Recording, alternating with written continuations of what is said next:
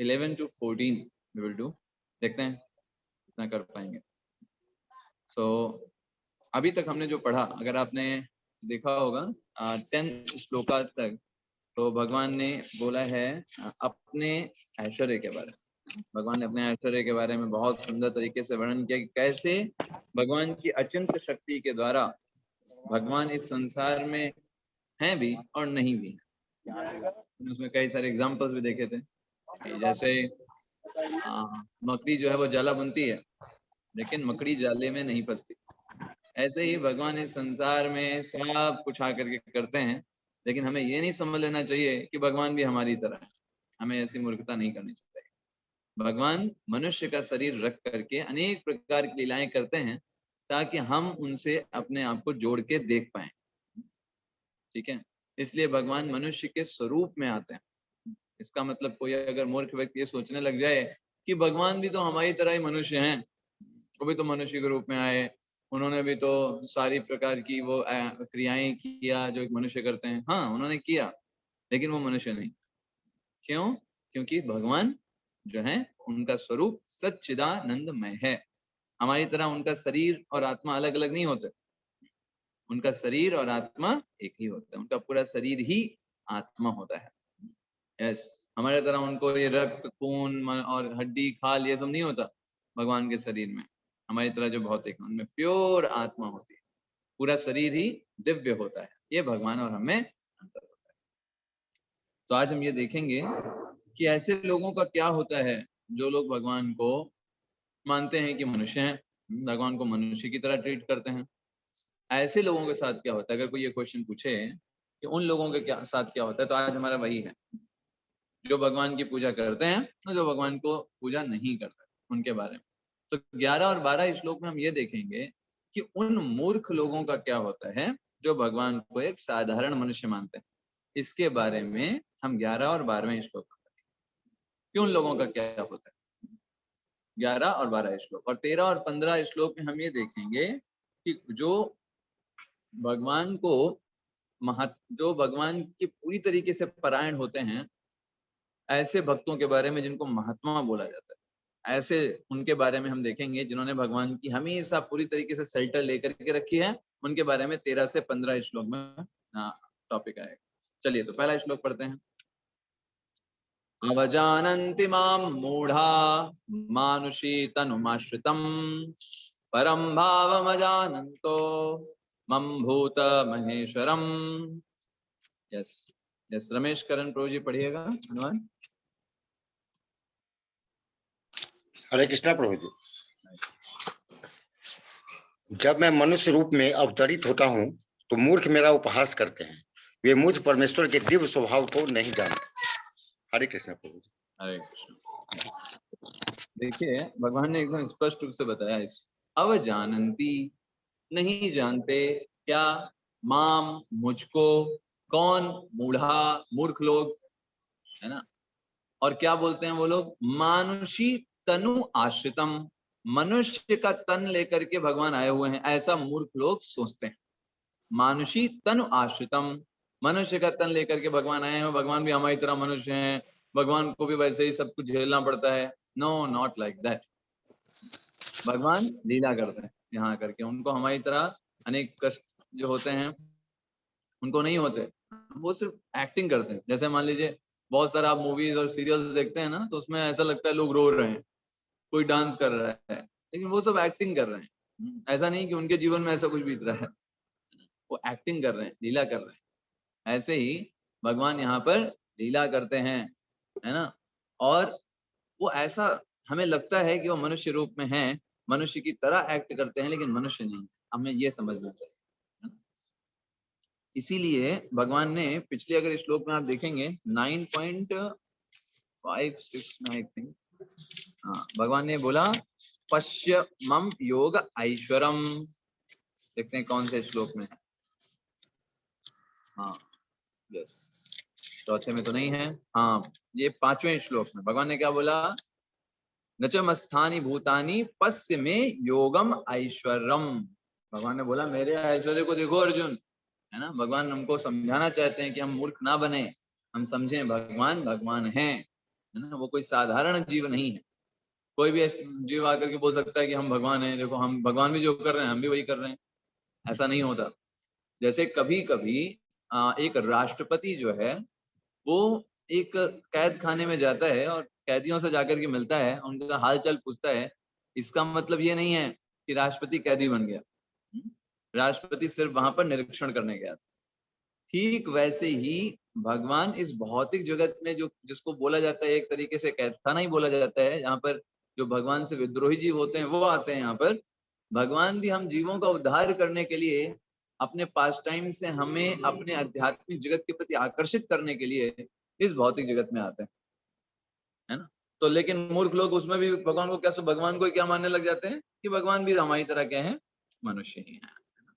वो कहते हैं, और कई सारे तो बड़े विद्वान विद्वान ऐसे भगवत गीता से ही कोट करते हैं, कहते देखो ईश्वर जो है, ईश्वरे सर्वभूतानाम हृदय से अर्जुन तिष्ठति, हृदय में ही हमारे ईश्वर रहते हैं, ईश्वर ही हम हैं, हम ही ईश्वर हैं।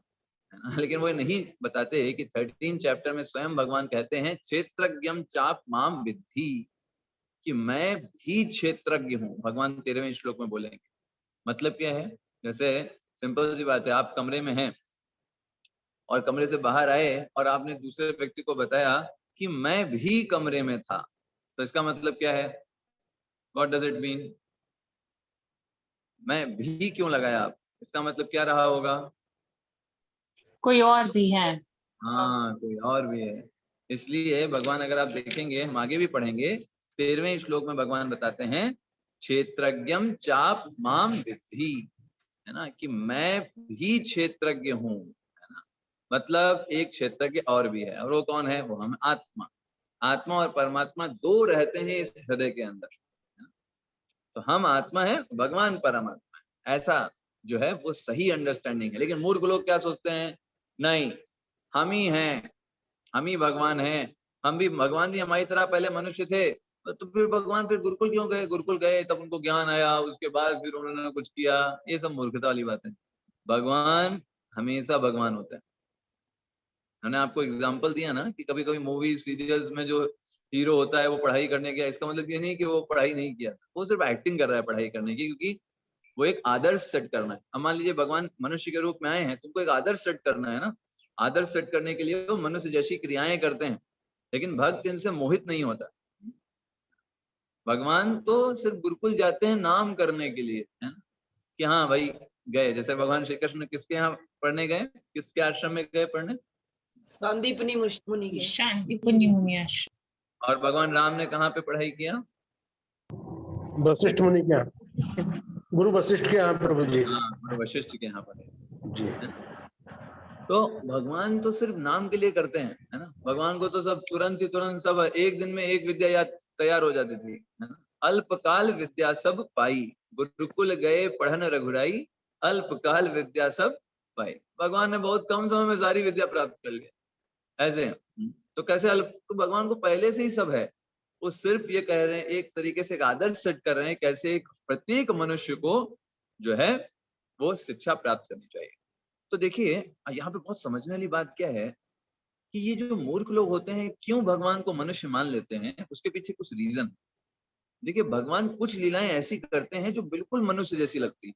अब जैसे फॉर एग्जाम्पल भगवान श्री कृष्ण चोरी कर रहे हैं, माखन की चोरी कर रहे हैं। अब कोई व्यक्ति क्या सोचेगा, अरे तो बच्चे तो करते ही हैं, माखन चुराना, भगवान को माखन चुराने की क्या जरूरत है, उनका तो सब कुछ उनका ही है, तो चुरा क्यों रहे हैं? ठीक है। या फिर मनुष्य की लीलाओं में हम क्या देख सकते हैं, जो भगवान के रेसिप्रोकेशंस हो सकते हैं, है ना, माता पिता की बात मानना, है ना, वनवास चले जाना कहने पर, पिता के आदेश पर। ये सब मतलब एक ऐसी चीज है जो एक कॉमन व्यक्ति सोचता है कि हाँ हमको करना है, हम कर सकते हैं, मनुष्य को करना चाहिए। लेकिन भगवान की कई ऐसी लीलाएं हैं जो कोई भी नहीं कर सकता। फॉर एग्जाम्पल जैसे गाय चराना है, तो कोई भी जा सकता है, कोई भी मनुष्य गाय चरा सकता है, कोई बड़ी बात नहीं है कि नहीं।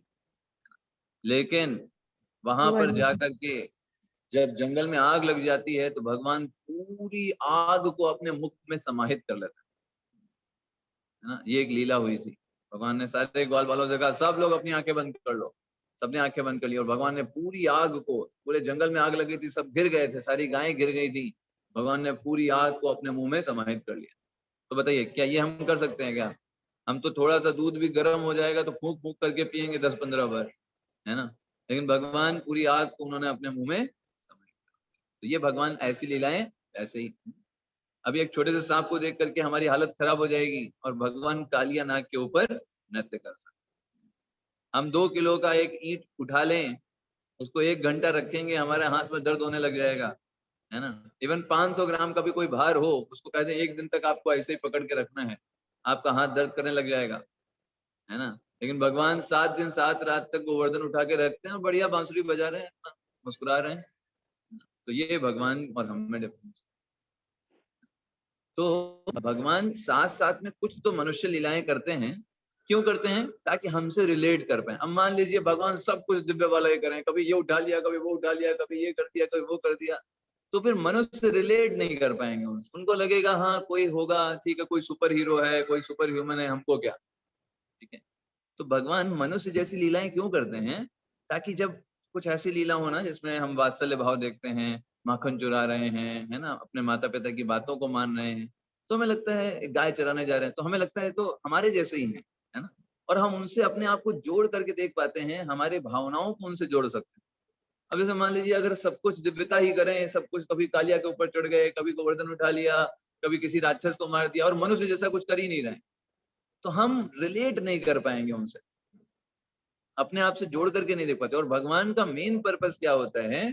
ताकि हम अपनी लीलाओं से हम उनके प्रति प्रेम को डेवलप करें, उनसे डर पैदा ना हो, क्या हो, उनसे प्रेम उत्पन्न हो।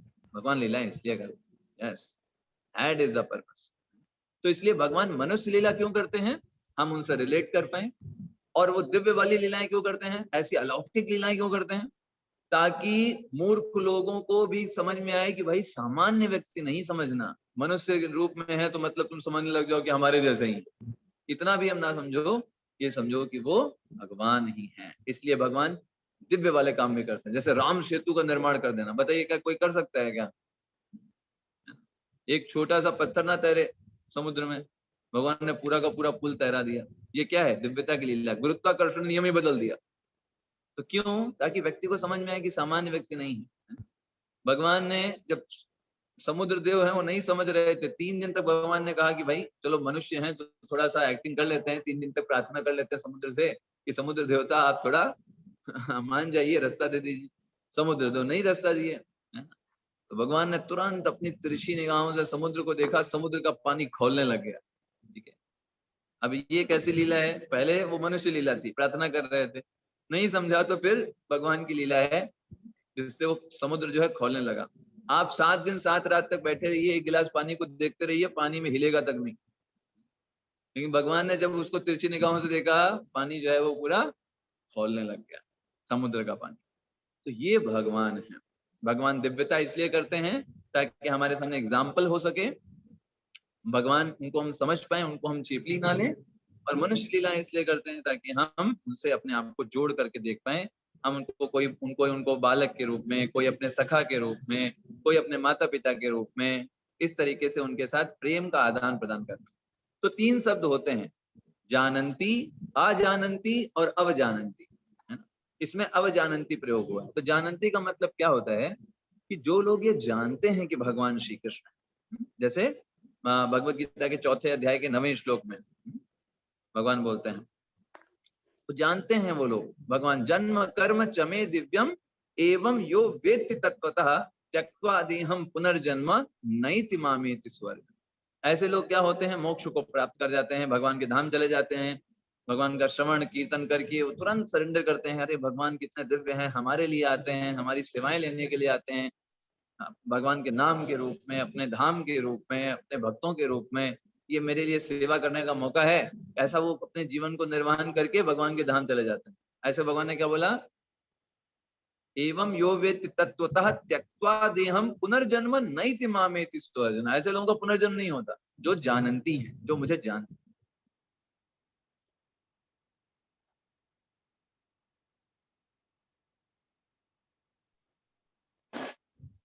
सो जानते। दूसरा,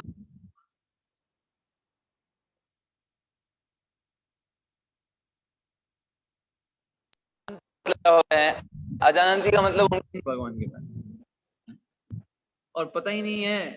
तो जैसे पशु होते हैं, जन्म मृत्यु का चक्र करते रहते हैं।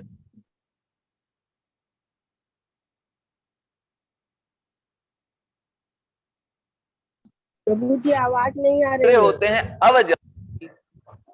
अवजानंती जिस इसमें प्रयोग हुआ है। अवजानंती का प्रभु जी मतलब एक क्या बार होता फिर है से कि समझा दीजिए, नहीं समझ आया। आवाज नहीं आ रही थी बीच बीच प्रभु में जी। ब्रेक हो जा रही थी।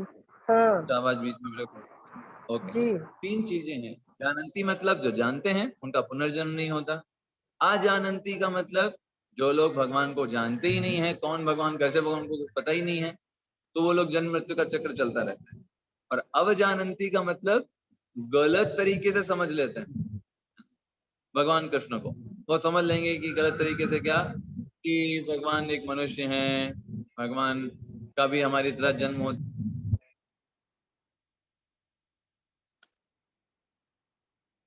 प्रभु जी आवाज चली जा रही बार बार।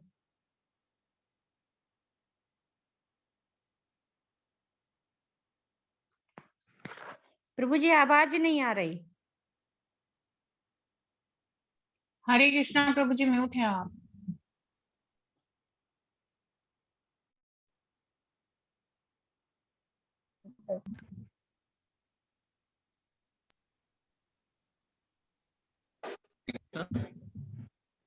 आवाज आ रही है अभी? प्रभु जी इसके पहले जो बताए कुछ सुनाई नहीं दिया। हाँ, एक्चुअली एक फोन आ गया था, इस अच्छा कारण से।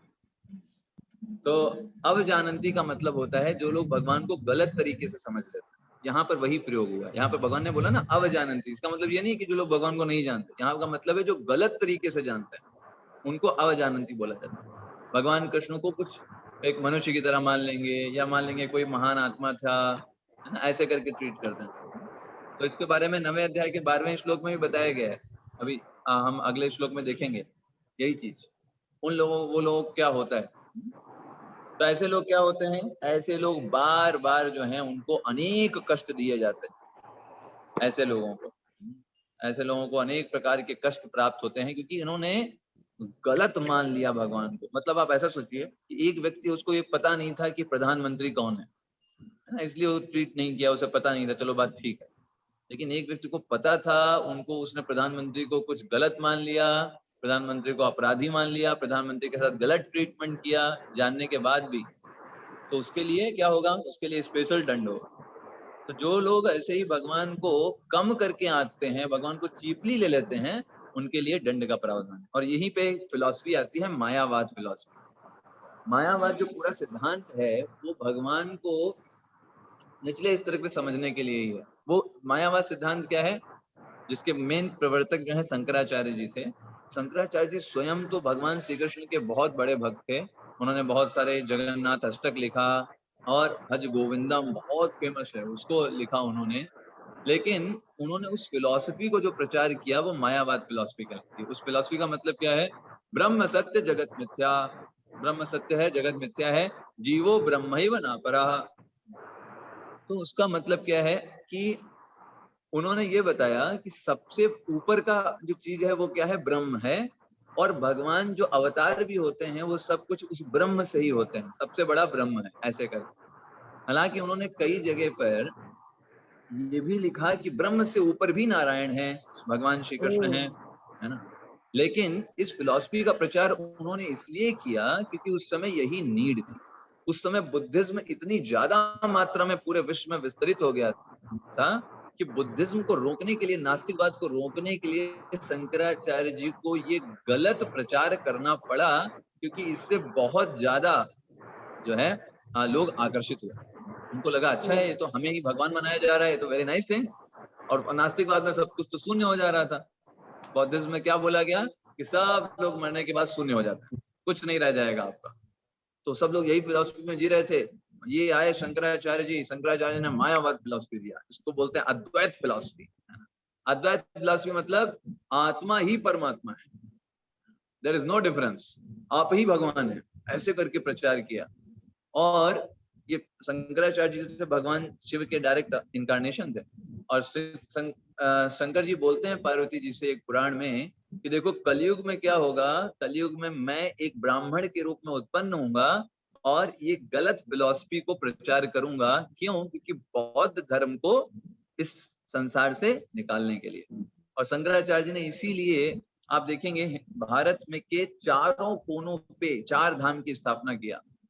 दक्षिण में रामेश्वरम, उत्तर में बद्रीनाथ, आप देखेंगे पूर्व में जगन्नाथपुरी और पश्चिम में द्वारकापुरी। ये 4 धाम शंकराचार्य जी ने स्थापना किया। क्यों? क्योंकि उन्होंने एक तरीके से बुद्धिज्म को पूरा इस भारत से बाहर निकालने के लिए ऐसा विस्तार किया और प्रैक्टिकली उन्होंने बुद्धिज्म को पूरे भारत से निकाल दिया था। अभी देखिए इतने कम बुद्धिज्म सब रह गए भारत से, क्योंकि उसका मेन कारण है शंकराचार्य ने इतना बढ़िया तरीके से प्रचार किया ताकि एक स्थान बनाया कि एटलीस्ट लोग वेदों की ओर मुड़े। क्योंकि बुद्धिज्म के प्रचार के बाद लोगों ने वेदों को स्वीकार करना ही बंद कर दिया, लेकिन शंकराचार्य ने उन सब को वेदों की ओर मोड़ा, सबको बताया कि कैसे जो वेद हैं वो बहुत महत्वपूर्ण है। इस तरीके से शंकराचार्य जी का योगदान। चलिए आगे बढ़ते हैं। प्रभुपाद जी बहुत बड़ा तात्पर्य लिखते हैं, बहुत पढ़ने वाला तात्पर्य है, और उसमें प्रभुपाद जी बहुत अच्छे से समझाते हैं कि कैसे जो भगवान का अवतरण होता है वो भगवान की अंतरंगा शक्ति के अंदर में होता है, जबकि हम लोग जो इस संसार में आते हैं भगवान की बहिरंगा शक्ति के अंदर में आते हैं, लेकिन भगवान जो स्वयं आते हैं वो अंतरंगा शक्ति के अंदर में आते हैं। हमारी तरह उनको ये बाहर का शरीर प्राप्त नहीं होता। चलिए, तो जो ऐसे लोग हैं जो भगवान को एक साधारण मनुष्य मानते हैं या मायावादी लोग होते हैं, आत्मा को परमात्मा मान लेते हैं या परमात्मा को आत्मा की तरह ट्रीट करते हैं, ऐसे लोगों का क्या होता है वो हम बताएंगे। आइए। मोघाशा मोघ कर्माणो मोघ ज्ञाना विचेतशः राक्षसी मासुरीं चैवा प्रकृतिं मोहनी श्रिता। यस, आरती माता जी पढ़िएगा इसका अनुवाद। हरे कृष्णा प्रभु जी। जो लोग इस प्रकार मोहग्रस्त होते हैं वे आसुरी तथा नास्तिक विचारों के प्रति आकृष्ट रहते हैं। इस मोहग्रस्त अवस्था में उनकी मुक्ति, आशा, उनके सकाम कर्म तथा ज्ञान का अनुशीलन सभी निष्फल हो जाते हैं। हरे कृष्णा प्रभु जी। यस, हरे कृष्ण। तो यहाँ पर एक क्वेश्चन उठता है, इसका आंसर यहाँ भगवान ने श्री कृष्ण ने दिया है कि भाई जो लोग आपको नहीं मानते हैं, भगवान सामान्य मनुष्य की तरह मानते हैं और आपको एक साधारण मनुष्य मानते हैं, भगवान की तरह मानते ही नहीं आपको, और वो उसी तरीके से बातचीत भी करते हैं, उसी तरह उनका पूरा जीवन चला जाता है, ऐसे लोगों की दशा क्या होती है, क्या उनको प्राप्त होता है? तो भगवान ने यहाँ पे स्पष्ट रूप से बताया, जो लोग इस प्रकार से मोहग्रस्त होते हैं वो अपने आप ही आसुरी प्रवृत्ति की तरफ आकृष्ट हो जाएंगे, स्वभाव से नास्तिक विचारों के प्रति आकृष्ट हो जाएंगे, और उनमें मुक्ति की आशा, सकाम कर्म या ज्ञान का अनुशीलन कुछ भी उनका जो होगा सब कुछ निष्फल हो जाएगा, कोई भी उनका काम नहीं आने वाला है, क्योंकि उन्होंने भगवान को एक सामान्य मनुष्य माना है। The same thing is there. और इसलिए प्रभुपाद जी तात्पर्य में भी समझाते हैं कि ऐसे अनेक भक्त हैं जो अपने को कृष्ण भावनामृत तथा भक्ति में रत दिखलाते हैं, किंतु अंतःकरण से वे भगवान कृष्ण को परब्रह्म नहीं मानते। यस, ऐसे लोगों को कभी भी भक्ति फल मतलब भगवत धाम गमन प्राप्त नहीं होगा।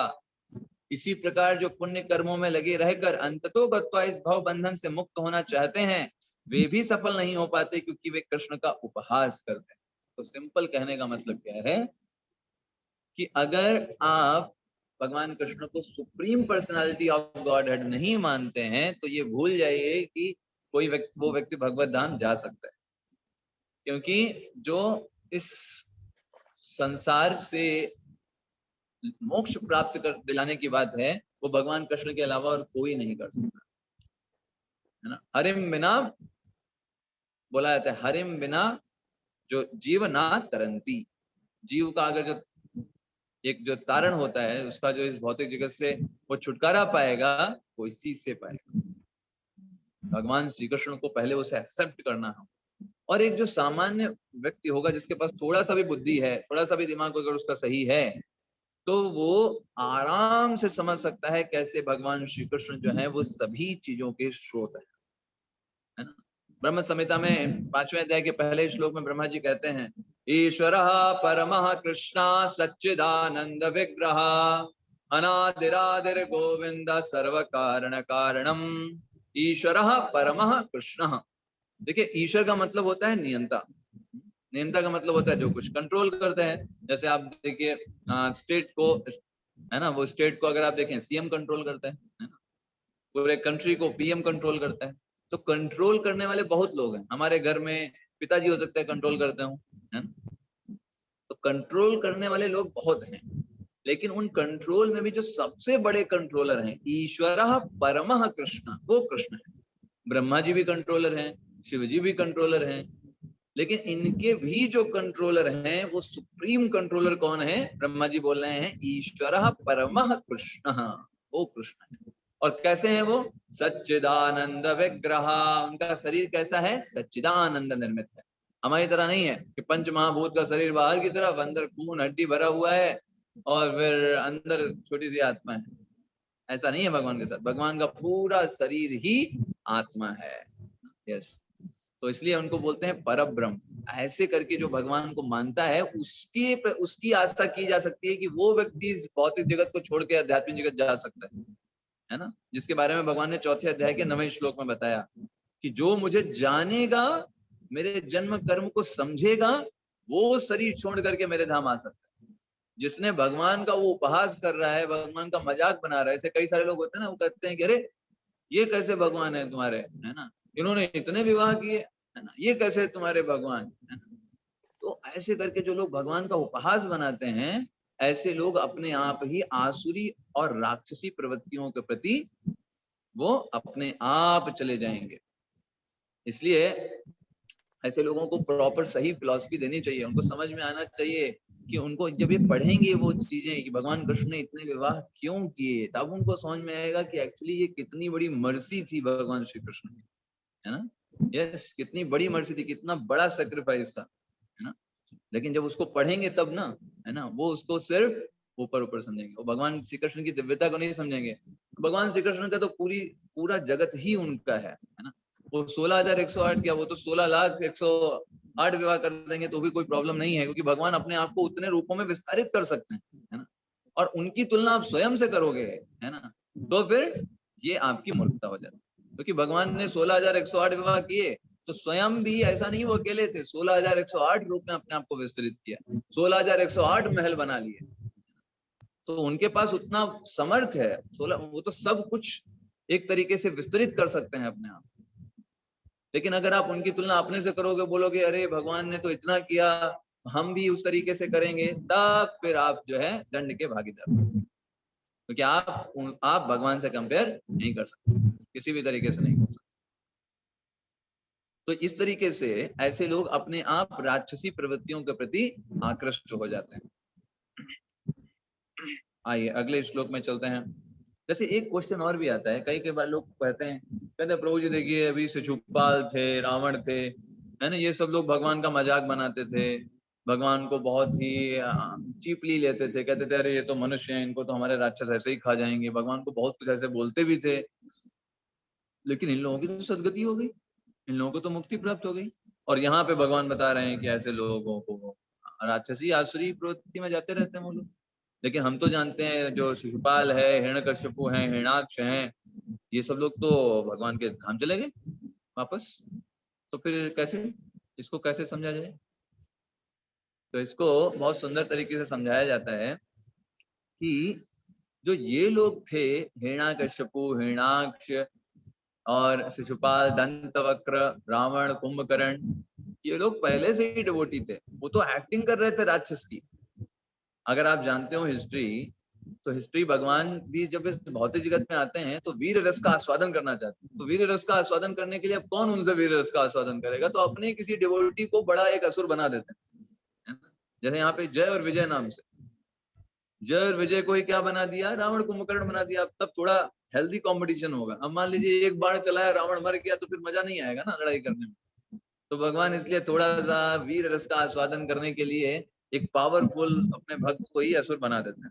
आपको पता होगा 3 जन्म का श्राप मिला था, है ना, जय और विजय को। तो भगवान को भी कुछ कारण चाहिए होता है ना। भगवान भी जो बहुत सारे कारण बनाते हैं अपने इस भौतिक जगत में आने का, तब भगवान आते हैं। तो इसलिए वो लोग एक पास टाइम कर रहे थे, ऐसा नहीं कि वो सही में आप ये बोलो कि वो लोग एक्टिंग कर रहे थे, वो डिवोटीज ही थे, जय विजय ही हैं, लेकिन वो एक एक्टिंग कर रहे हैं। जैसे आप ये समझिए, कभी कभी एक जो राजा होता है ना, वो अपने राज्य में एक व्यक्ति को हायर कर लेता है मल्ल युद्ध करने, है ना, ताकि थोड़ा राजा को भी थोड़ा उसका हाथ पैर जो है थोड़ा मूवमेंट हो, और उसके व्यक्ति के साथ मल्ल युद्ध भी करेगा, उसके साथ लड़ाई भी करेगा, बाद में उसको पैसे भी देगा कि हाँ भाई तुमने बढ़िया से लड़ाई किया मेरे। तो वैसे ही भगवान, है ना, तो वैसे ही उनको होता है। अब देखिए यही बात ये भी है कि ऐसा नहीं हर युग में जो होते हैं जय विजय ही आते हैं, हर युग में अलग अलग व्यक्ति रावण बनते हैं। जैसे अगर रामचरितमानस आप पढ़ेंगे तो रामचरितमानस में एक जो रावण है वो जय विजय बने, एक जो रावण था वो प्रताप भानु बने, है ना, और एक बार जो रावण थे वो शिव जी के जो 2 गण थे वो बने, रावण और कुंभकर्ण, है ना। तो अलग अलग पास टाइम में, अलग अलग युग में, हर अलग अलग कल्प में, जैसे आपको पता है ना 4 युग होते हैं, सतयुग, द्वापर, त्रेता, कलयुग, तो अगले कल्प में कुछ और पास टाइम होता है, अगले कल्प में कोई और पास टाइम होता है, ऐसे ऐसे करके लीलाएं चलती हैं। तो कुल मिला के ये समझ में आता है कि वो लोग भगवान के भक्त थे, पास टाइम किया, और भगवान ने उनको शिशुपाल का गला काटा और सीधे उसको भगवत धाम भेज दिया। सब लोगों को आश्चर्य हुआ, अरे भगवान को नहीं, भगवान को इतना बुरा बोला, भगवान को इतना गाली दिया, 100 से ज्यादा गालियां दिया, फिर भी भगवत धाम कैसे हुआ ऐसे? तो उसके पीछे कारण ये था।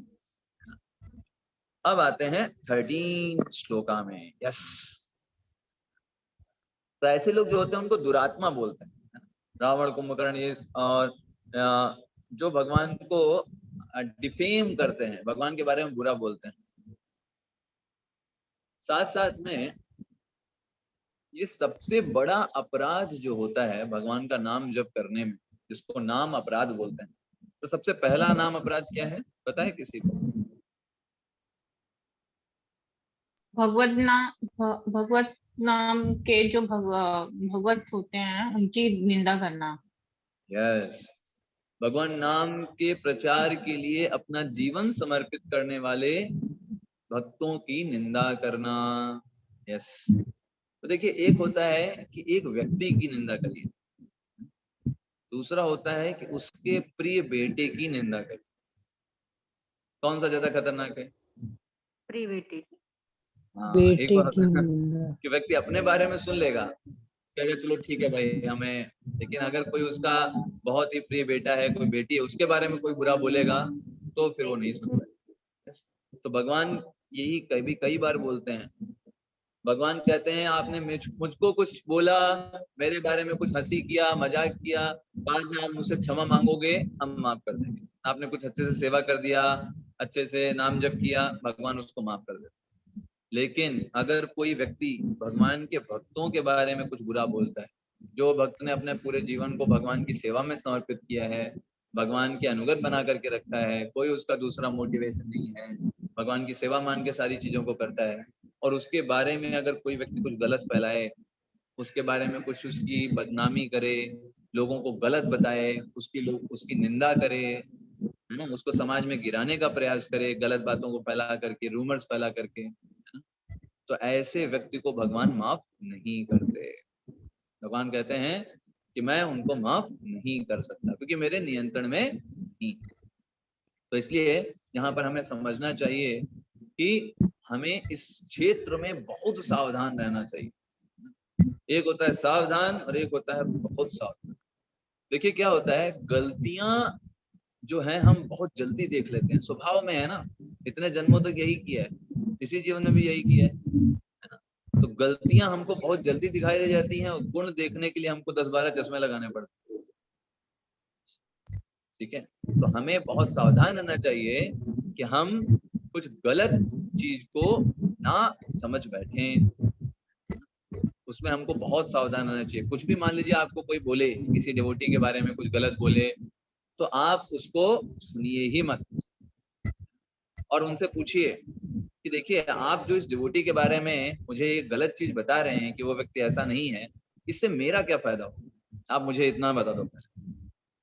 क्या मैं कोई एक सुप्रीम अथॉरिटी हूँ, या मैं उस मंदिर का प्रेसिडेंट होता, अध्यक्ष होता, तो आप मुझे बता रहे हो तो मैं कुछ सुधार कर पाता? सिंपल अपने जैसे भौतिक जगत में लोग नहीं होते कानाफूसी करने के लिए, देखो वहां ये हुआ, उसके साथ ऐसा हुआ, उसके साथ ऐसा, उनको बड़ा मजा आता है। ऐसा कभी भक्त के समुदाय में नहीं करना चाहिए, मजा लेने के लिए कभी भी ये नहीं करना चाहिए। इस इंस्ट्रक्शन से हम ये भी सीख सकते हैं, जैसे भगवान कृष्ण का उपहास करने के कारण राक्षसी और आसुरी प्रवृत्तियां प्रवेश कर जाती हैं। मोघा सा मोघ कर्माणो, है ना, राक्षसी आसुरीम चैव, राक्षसी और आसुरी प्रवृत्ति प्रवेश कर जाती हैं। ऐसे ही जब कोई व्यक्ति भगवान के भक्तों के बारे में आप अपनी हंसी मजाक करने के लिए, मजा लेने के लिए कुछ बुरा बुरा एक दूसरे से कानाफूसी करोगे, सुधार करने के लिए नहीं, सिर्फ आनंद लेने के लिए, तो उससे भी हमारी भक्ति में बहुत बड़ा हर्डल आ जाता है। फिर हमारी भक्ति जो है स्थिर हो जाती है। जिन चीजों में हमको रुचि होती थी, आनंद मिलता था, अपने आप वो चीजें जो हैं रस छोड़ देती है। भगवान खींच लेते हैं टेस्ट को, है ना, कि अभी योग्य नहीं रहा ये निंदा करने के कारण, निंदा सुनने के कारण। तो कभी भी याद रखिए, निंदा करना तो कभी भी नहीं है, गलत दिखाई भी देता है अगर, तो हमें ये समझना है, हमें सही व्यक्ति को जाकर के उस चीज को बताना है, अपने मजे के लिए नहीं और उसको डिफेम करने के लिए नहीं, है ना। क्योंकि बताइए संसार में कौन परफेक्ट है? Who is perfect in this world? इस मटेरियल वर्ल्ड में कोई भी व्यक्ति परफेक्ट नहीं है, गलतियां तो सब में होती हैं, है ना। किसी भी व्यक्ति में कोई पूर्ण नहीं है। आप किसी भी व्यक्ति के बहुत पास जाएंगे तो आपको गलतियां कुछ ना कुछ मिल ही जाएंगी। दूर से तो हर एक व्यक्ति बहुत अच्छा दिखाई देता है, बहुत बड़ा भक्त दिखाई देता है, लेकिन जब आप पास जाओगे तो आपको कुछ ना कुछ तो गलतियां दिखेंगी ही दिखेंगी, वो सब में होती हैं गलतियां। लेकिन हमें क्या करना है? क्या हम उन गलतियों को जो है पूरे समाज में गा करके आनंद लूटना चाहते हैं, या सुधार करने के परिप्रेक्ष्य से अपना कुछ योगदान दे सकते हैं? आपको डिसाइड करना है ना। Yes, that's the thing. और इसलिए इसमें हमको बहुत सचेत रहना चाहिए। देखिए, भक्ति करने में भक्ति बहुत आसान है, अगर आप बच पाए वैष्णव निंदा से। चेतन महाप्रभु से एक बार पूछा गया कि भक्ति के बारे में बताइए। चेतन महाप्रभु ने 2 चीजें बताई, सिर्फ 2 चीजें करो भगवत प्राप्ति कर ले जाओगे। तो 2 चीजें कौन कौन सी? फर्स्ट, चैंटिंग हरे कृष्ण महामंत्र, हरे कृष्ण कृष्ण कृष्ण हरे हरे, हरे राम राम राम हरे हरे। एक तो ये काम करो कि भगवान कृष्ण का नाम नियत रूप से, सतत रूप से चिंतन करो, सतत रूप से जप करो। और दूसरा, वैष्णव निंदा से बच करके। 2 चीजें अगर तुम जीवन भर करके रह गए, तुम जीवन के अंत में भगवत प्राप्ति कर ले जाओ। It's not a difficult task. That the 2 things we should always remember, always remember. तो अभी अगला प्रश्न आता है कि कौन व्यक्ति है जो भगवान को सरेंडर करते हैं, भगवान का आदर करते हैं, भगवान को मानते हैं पूरी तरीके से? कौन है वो व्यक्ति? यस, रंजीत ब्रो, आप कुछ पूछ रहे हैं?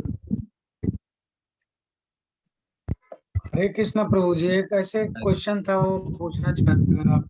हाँ, समय तो हाँ बताइए।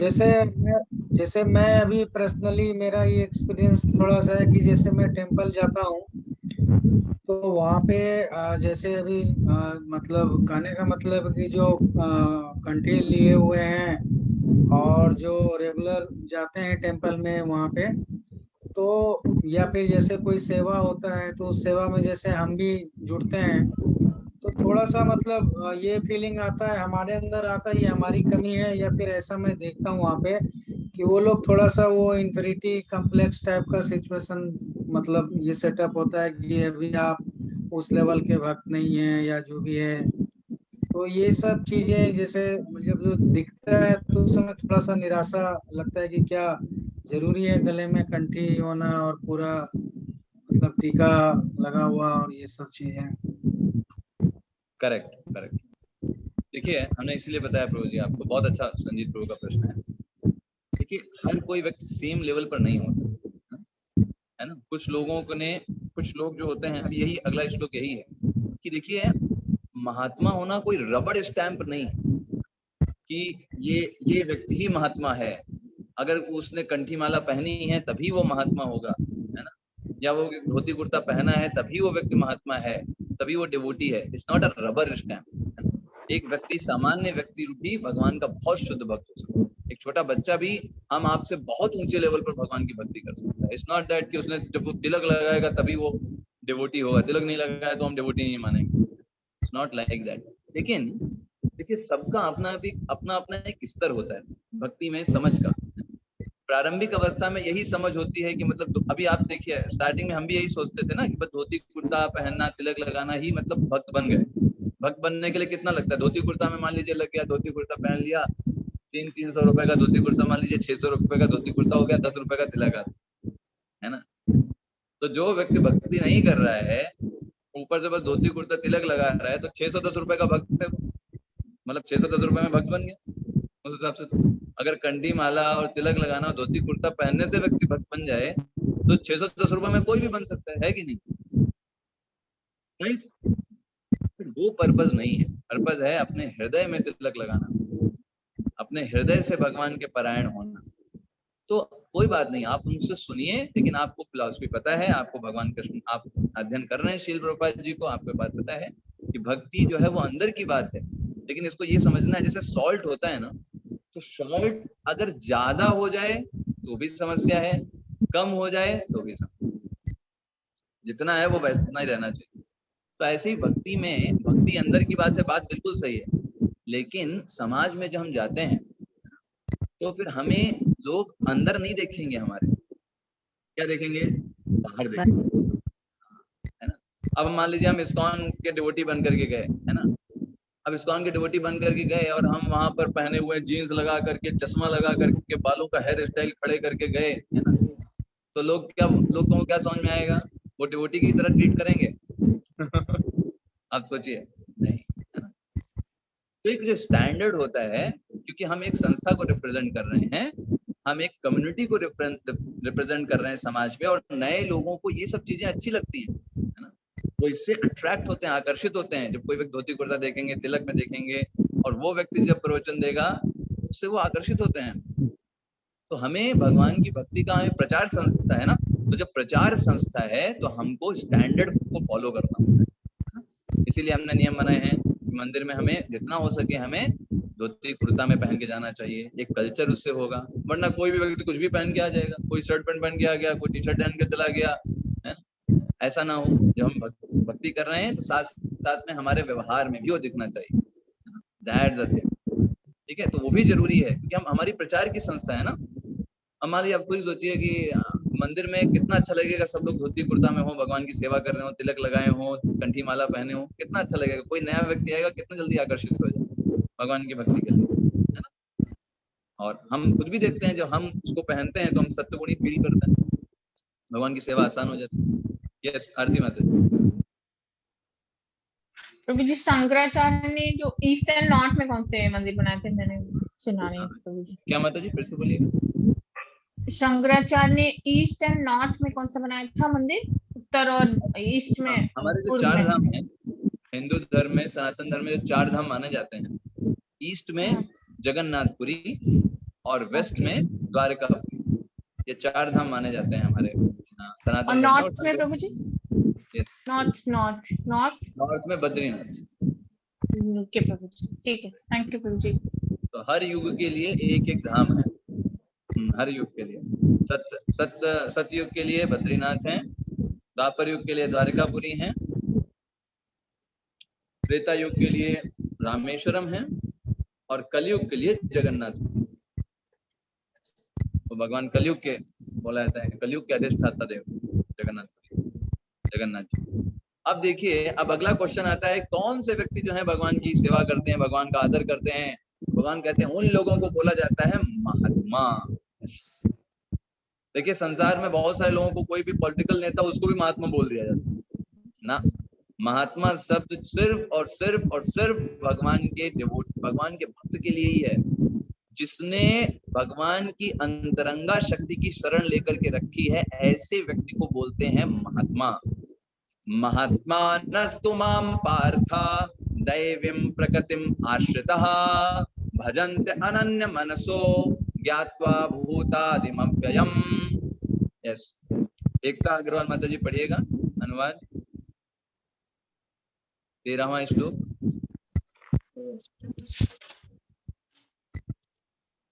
हे पार्थ, मोहभुक्त महात्मा जन देवी प्रकृति के संरक्षण में रहते हैं वे पूर्णतः भक्ति में निमग्न रहते हैं क्योंकि वे मुझे आदि तथा अविनाशी भगवान के रूप में जानते हैं। हरे कृष्णा Yes. प्रभु जी।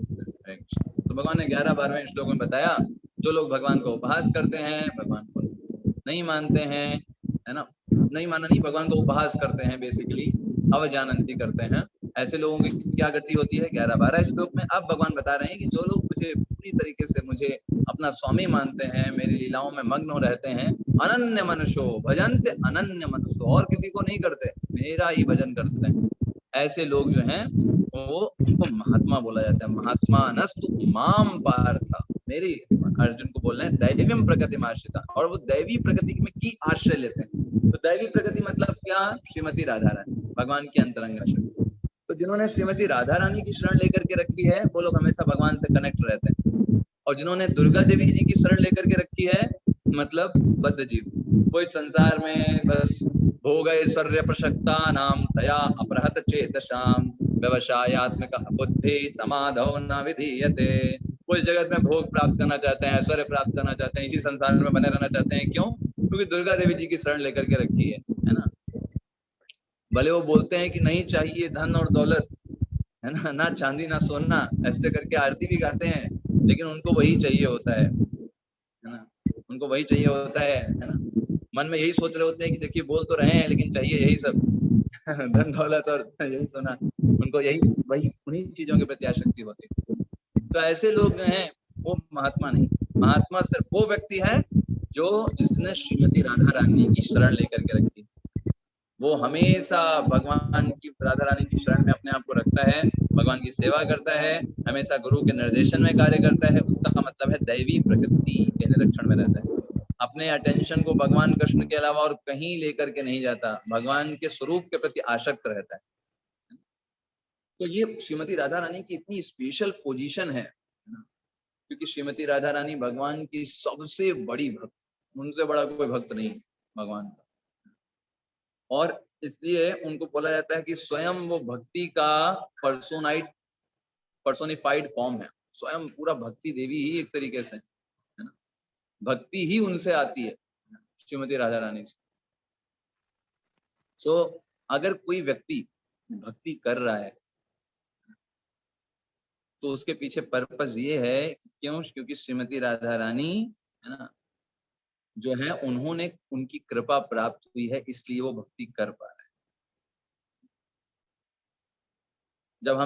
जब हरे कृष्ण महामंत्र को जप करते हैं, कीर्तन करते हैं, तो श्रीमती राधा रानी उससे बहुत प्रसन्न होती है, और उनकी कृपा से, है ना, श्रीमती राधा रानी की कृपा से भगवान कृष्ण हमको स्वीकार करते हैं।